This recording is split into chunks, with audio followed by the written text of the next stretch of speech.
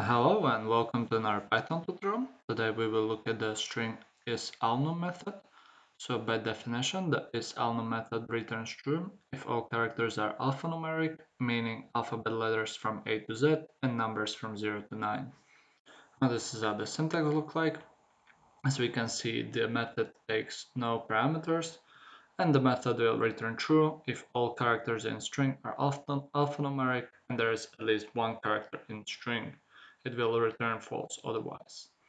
Okay, so let's look at the first example.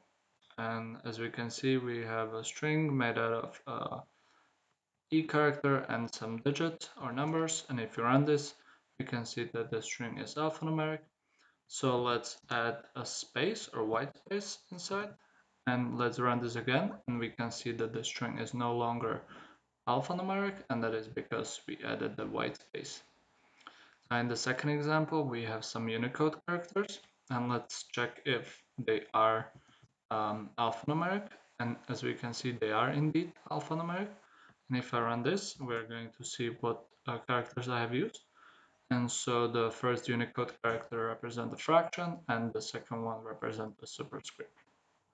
Now in this third example, this is the most common use case. When we try to determine whether the string is alphanumeric or not. And if it is, we proceed and do something with the string, or um, we don't do anything in our case. Yeah, so that's pretty much it. So thank you for watching.